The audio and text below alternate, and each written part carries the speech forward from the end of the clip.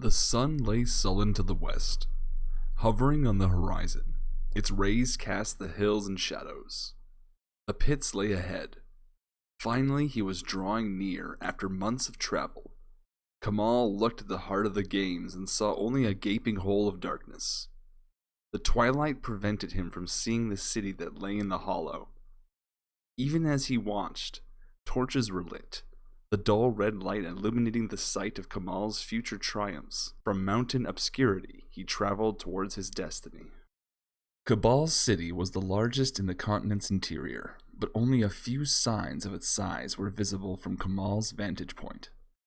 He could see just the roofs of a few buildings and the residential quarters' laundry hanging in the still air. The city was held in a huge rocky crater, its sides uneven, but the highest of the western outskirts. The glow of the torches and the streetlights near the great dome of the arena began to color the walls of the buildings as Kamal moved closer. The flare of both ordinary fire and magic lit the streets, but the dark shadows cast by the crater walls shrouded most of the city in darkness. The barbarian stared down the shallow incline at a slow run. He breathed easily. Even with the armor in his pack and the greatsword strapped to his back, skin the color of brass showed no flush of exertion. His smooth, beardless features were calm. No sweat dampened his inky hair, and his violet eyes were clear. Living in the mountains had given him good night vision, and he looked through the increasingly dimmed light to the town's gate. The road began to rise, and he breathed harder as he neared the city's limits. The crater walls were notched, and the entrance reminded the barbarian of a pass through the mountains. Though far smaller in scale than the peaks of his childhood home, drovers hurried in a string of camels into the city, their whips snapping as they moved the animals through the high gate. Merchants from across the continent come to satisfy the tourney crowds, the warrior-thon. Kamal breathed deeply, the prospect of the games exciting his blood more than the run. Years mastering the fighting arts lay behind him, and now he rushed to show his skills before the wider world. Veteran of a many-duel in his home mountains, he wanted more than the championship of an alpine valley. The best fighters on the continent converged on this tourney, and he belonged there. His stride lengthened as he left the hills, his boots pounding into the road surface. The guards waved the merchants through, uttering only a few threats to increase the bribes offered. They turned their attention on the jogging figure. His light-throwing axes softly rubbed against Kamal's wallet. He had run for days approaching the contest and lost what little fat he might have had. The strict regime of exercise had refined him down to his essence. He pulled up to the gate without any sign of exertion, except his deep breaths. "Another jack," muttered a guard as he took a firmer hold of his halberd and moved out from the gate. Kamal frowned, for the soldier used the term for an arena fighter as if it were an insult. He was a champion, and only the obvious inferiority of the speaker prevented a demand for satisfaction. The man looked nervously at a stack of orders. The rest of the troops had withdrawn inside to the guardhouse. Two stout men-at-arms slowly lugged a crossbeam to brace the gate when it closed for the night. The road led directly into town with only a portcullis to bar the way. The wall was only 12 feet high, and the guards served more to collect tolls than defend the city. "Why have you come to the pits of the Cabal?" intoned a guard who drew away from the gate as if to duck behind the wall. "I have come into my own," Kamal said, absently, looking to the city beyond. The guard was confused and unconsciously gave way as the massive barbarian came closer. The fighter drew his attention to the minor servant before him. "I will compete in the tourney. Where would I find the master of the games?" The guard blinked at the bald statement, but regarding the warrior seemed uncertain how to respond. Shouting broke out on the road behind him, and he turned from the barbarian to the commotion. There were several wagons backed up to the causeway, leading down to the pit. Kamal could see soldiers gathered in a clump in front of the waiting vehicles.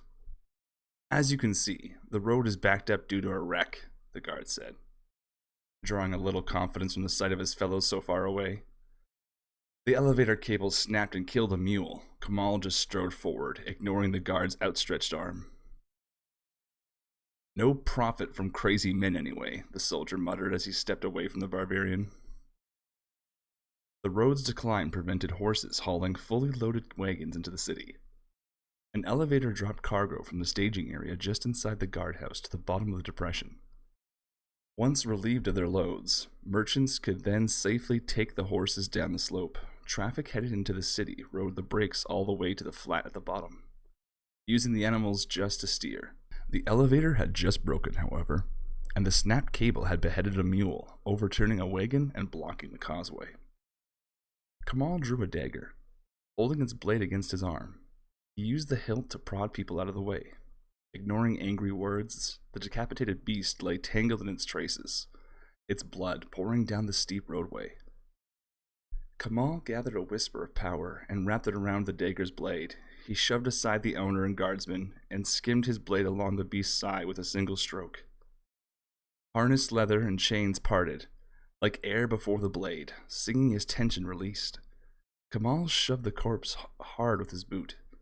The barbarian's physical power became plain to the angry guardsman. The donkey shot down the ramp lubricated by its own blood. The animal hit the railing, wood coming apart in a spray of rotten timbers. The remains of the beast and fence fell to the ground below with a heavy thud. "The Cabal pitmasters bought that carcass," bellowed someone. Kamal's ears picked up the conversation even as he continued away. "Leave it alone," he heard someone else hiss. "Jacks are all crazy. Just consider the meat tenderized." Fighters from throughout the continent moved in the streets. Kamal saw races of all descriptions: fairy, human, dwarf, centaur, and others that he could not name. They came to the pits to compete for their own glory and the prizes offered. Everywhere in the land, the contest between warriors played out every day, for it was in the pits that jacks of known metal found opponents worth the sweat of battle. Kamal came for worthy adversaries and prove his mastery. Most of his opponents were there for more. The Cabal opened its vaults to supply the prizes. Booty from centuries of collecting and 1,000 battlefields was available. Sages and historians were nearly as prevalent as fighters in the city. All converged to see the treasures drawn from the rock deep below the pits. With the fighters and the learned men, an influx of gamblers and enthusiasts filled the avenues. Moving among the throngs worked pickpockets, whores, and sellers of the forbidden. The barbarians sauntered over the cobblestones, seeing unfamiliar sights. Tents stood with ragged and dirty men calling for custom. Though, from the sparsely settled mountains, Kamal was completely civilized in his cynicism. False wonders filled the streets as the hopeful went from stall to stall, determined to find the lucky prize that surely must be hidden in all that chaff. Torches flared and some burned brightly with the magic-enhanced lights. Kamal took a second to feel the warmth of the energy with his mystic senses. Stretching forth his mind and spirit, he felt the beat of power and dissonance as contesting magics fractured against each other. It could only be the pits that called to him, and he hurried through the collected throngs to take his place. The crowd roared its approval as two men moved into the arena. The masses calling encouragement. Kamal had bought entrance with a small nugget of gold from a mountain stream. He imagined the master of the games would be in an arena, and the barbarian was determined to find him. The building was huge, seating thousands. The walls leaned inward overhead, evoking the feeling of an underground cavern. Huge torches flared continuously behind reflectors, directing the magic light onto the floor of the stadium. Red and black sand covered the circular fighting area. Inside the wide ring were obstacles and a few obvious trapdoors. Despite himself, Kamal was impressed. For the first time, he was in a building that made him feel closed in, even though it was several spear casts across. The two men of the sand moved together, and Kamal shook his head. The opponents were hesitant, and the barbarian wondered how anyone could find such a match interesting. A young man standing close by noticed Kamal's mild contempt and spoke. "Do not give up hope just yet, sir," he said, shuffling near. His clothing was dark and loose, the tailoring and richness of the fabric suggesting a person of means, yet he was young and had no attendants. Kamal thought him likely to be a lord's servant, though he saw no obvious crest or standard to announce his affiliation. "The name is Chainer," the man said, moving closer. The pair are partners against Lieutenant Qatar, a champion from the Northern Order. Kamal, the barbarian said, glancing briefly at the youth and then into the stands. Here to win the tourney. Where do I announce myself? Chainer's eyebrows raised slightly at the boast and he smiled. Kamal turned more of his attention to the young man. The youth still had a trace of innocence in his face, but already the fighter could see some of the hardness and cynicism that characterized city toughs. The boy's hair was in a tight cornrows that grew down over his eyes. His only visible weapon was a large ornamental dagger that he wore at his side. As Kamal considered him, Chainer's fingertips lightly brushed the hilt in an apparently unconscious gesture. You'll want to speak to the Master of Games then, Chainer said. He pointed across the enclosure to the box seats across the arena. There's the Master now, talking to the Mur Ambassador. The other side of the building held a host of individual boxes, most of which were empty now, these being the early elimination rounds. Kamal could see separate floating pods, however, over the boxes, clustered around doors in a narrow platform high in the arena wall. Those are only used by high officials and wealthy patrons of the games, Chainer said as he followed Kamal's eyes. Usually the Master of the Games oversees from there, but with so much work still to be done, he is holding court where messengers can easily be received and sent. At the mention of a court, Kamal turned his eyes down and looked at the official's box. There sat the arena's ruler, rotund and covered in drapes of expensive-looking cloth. However, it was his companions that fixed the barbarian's attention. Two figures stood out against the backdrop of aides, guards, and servants. Kamal's teeth clenched as he considered the Mur seated at the right hand of the Cabal official. The ambassador looked remarkably human. Kamal could see two small silver-capped horns against the blue skin. The different skin tone was barely worth mentioning. The barbarian had learned something of the greater world during his years in the mountains. Those born of and allied with the sea were well known for their monstrous and bizarre appearance. The only oddity except for the blue skin was the ambassador's clothes. Wraps of cloth lay plastered against his azure flesh. While Kamal looked on, a servant slowly poured liquid over the limbs of his master. The ambassador absently presented a leg for additional treatment, never turning from this conversation. The massive figure off to the side fitted Kamal's idea of what a Mur citizen should look like. A sideboard piled high with food lay upon to the box patrons, but only one person took advantage. The barbarian could think of two reasons for the single eater. First was the dangerous look of the dinner. Kamal was reminded of a giant frog. The hulking figure would have overtopped the barbarian by at least a foot. But until Kamal compared him with the other patrons of the box, he thought the frog quite short. The amphibian was a mass of muscle, so wide that the mind made the creature shorter than it was. The creature's brilliant blue and yellow skin was dotted with short growths that reminded the barbarian of spikes on a mace. The mouth gaped wide as the frog swallowed an entire leg of lamb with a single gulp. The second reason the others might forgo the repast was the thick slime dripping from the frog creature's webbed hands. The excretions covered the food as the amphibian grabbed up more to eat. The ambassador's champion, Turg, Chainer offered, a hint of distaste in his voice. He competes for the prizes in the ambassador's glory. It is said his race is one of the complete savagery. The frog is a testament to the money and time the ambassador has spent training him. Kamal looked to the arena floor where the two novices shifted uncertainly. If such as these can compete, he thought, then I should have no trouble. The city man saw his look of dismissal. They may not look like much, but those willing to risk certain death are sometimes in short supply. He pointed toward the posted standards and gates. Whether or not quarter may be offered is posted by where the standards hang and which gates the opponents use. Qatar always passes through the gate of no quarter. The master of the games must be flexible in scheduling opponents for the lieutenant in the opening bouts. Experienced fighters are usually closer to the final round before they chose death. The arena also tries to save death matches for the final days of completion, lest a capable fighter be killed off too early. You could find a death match easy enough, but to be considered a serious competitor, you must be known or impress the officials with your power. The growing murmurs of the restive crowd drew Kamal's and Chainer's attentions back to the arena. The team of mountain mages was looking more confident now as cries of forfeit began to rise from the stands. Their opponents still had not appeared, and Chainer snorted in disgust as the lack of a champion to oppose the pair. The chants stopped as a near-naked figure moved onto the field. "He shows his contempt for the games," Chainer muttered, as catcalls rose from the stands. "Trust a member of the Order to belittle the honor of the tourney."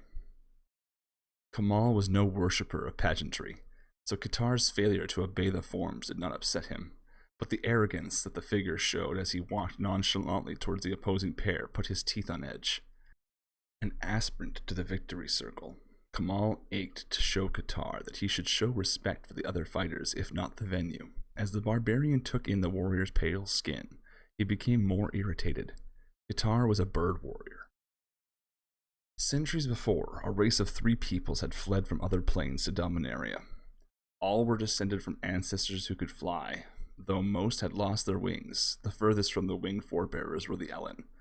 These giant humanoids stood 9 to 10 feet tall with massive legs of near solid bone.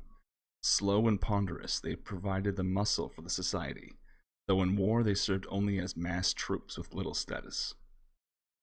The Rapin lay at the other end of the size spectrum. Dwarf-sized creatures with withered legs ended in prehensile feet. They could still fly with their innate magic. Magical feathers covered their long, distorted arms, giving them, for short periods of time, the freedom their ancestors had known. Qatar's milky skin and massive hands identified him as Avon, the warrior caste of a militant people. They had joined the Northern Order en masse. Though not prolific, they rose to many positions of power in the north, and many a party riding into the western mountains was led by bird warriors. Mountain societies respected strength, but that respect must be individually earned and honor conferred on the basis of personal achievement. The Order advocated the submission of all to the movement leaders.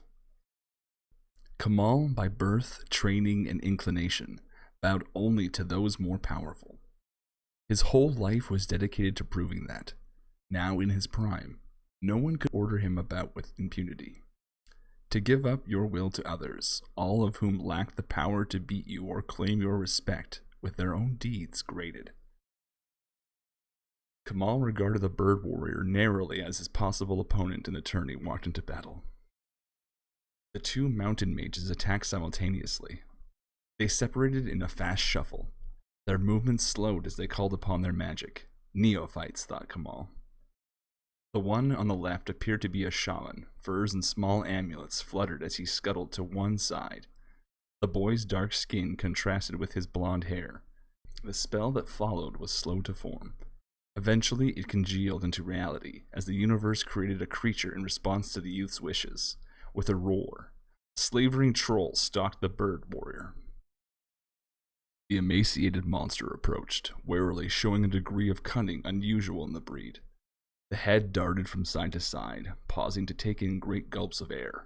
Seemingly satisfied that nothing threatened, it jumped at Qatar. Kamal realized the bird warrior had not even bothered to raise power until the monster actually leaped.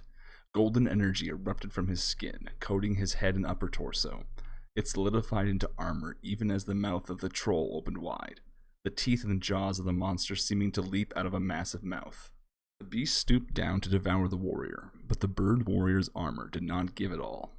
Vainly its jaws clenched and its claws scratched, like a dog worrying at a pole. The beast tried to throw Qatar to the side and gnaw through. Now the other young caster entered the fray. Clad in piecemeal armor, he was shorter than his companion, as if he were his partner's negative. His dark hair contrasted with his pale skin. Spiral tattoos traced out magic sigils on his face and upper arms. He gripped at a warhammer with both hands, but he did not use it to assail the bird warrior. Rather, he directed his summoned minions, who entered existence at a run.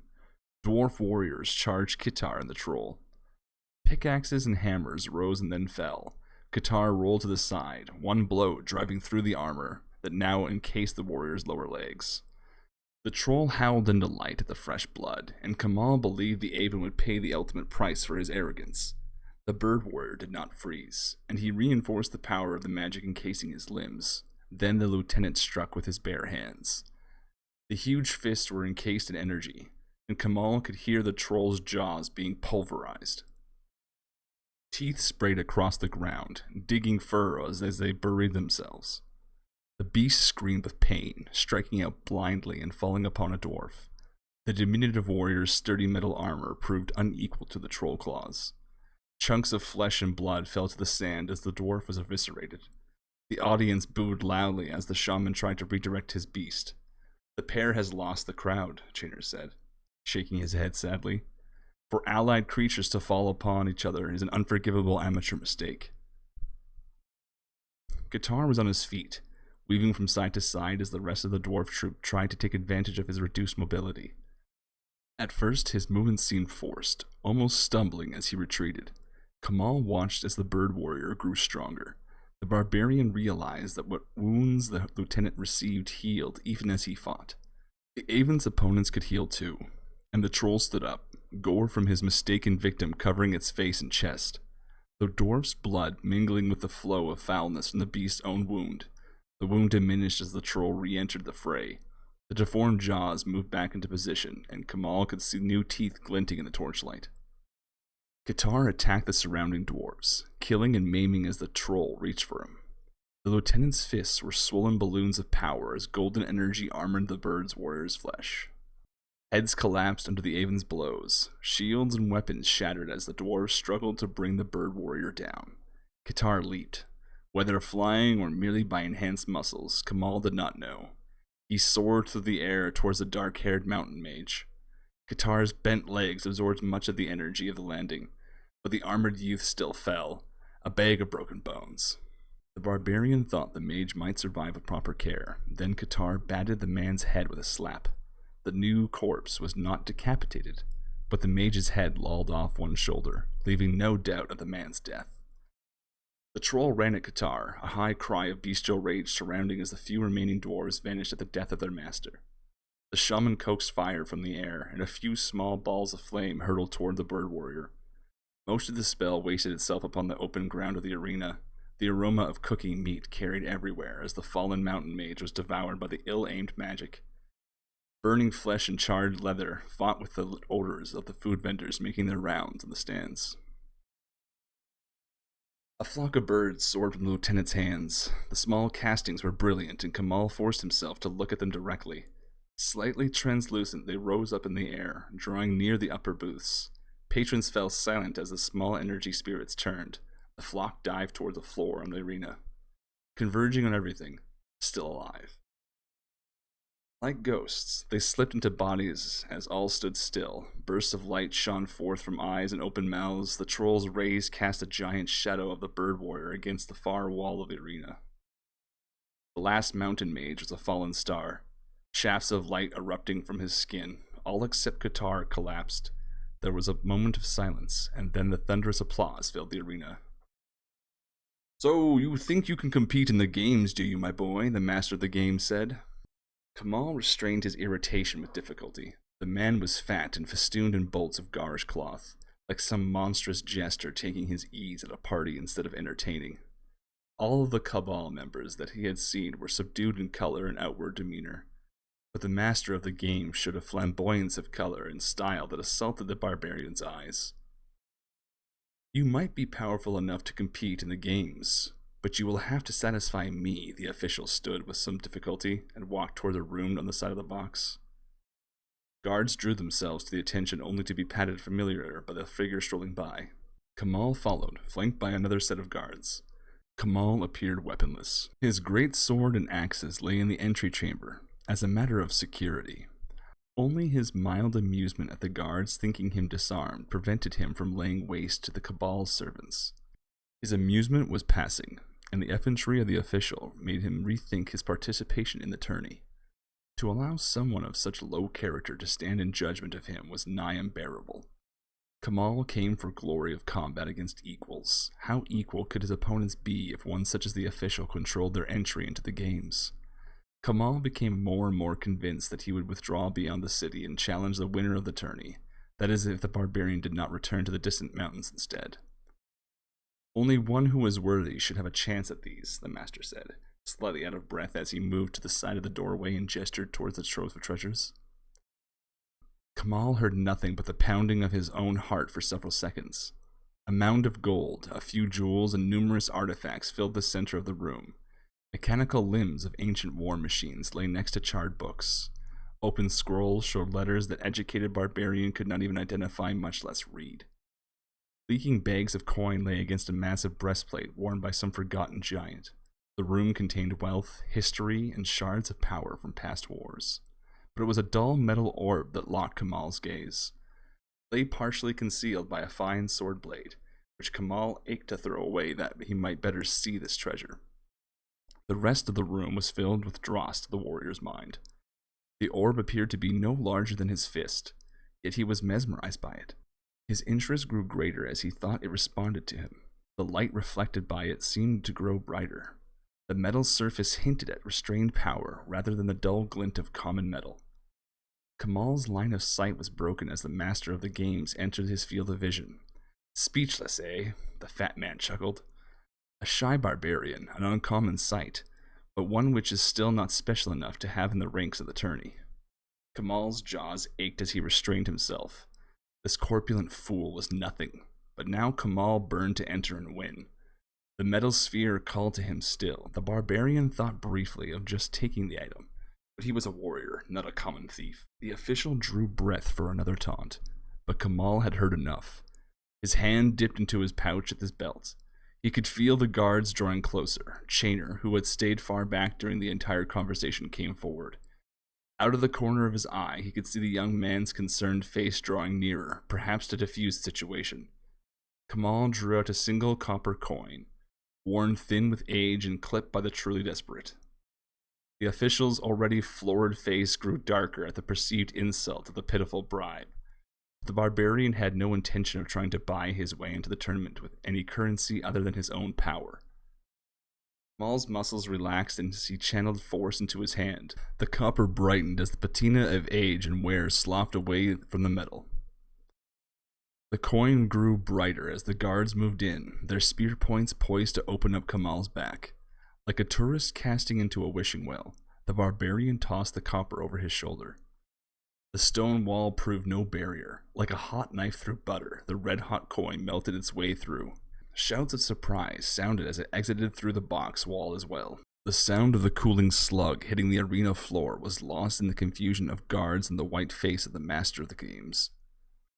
Looking at the deflated official, the barbarian knew he would have no problems entering the tourney.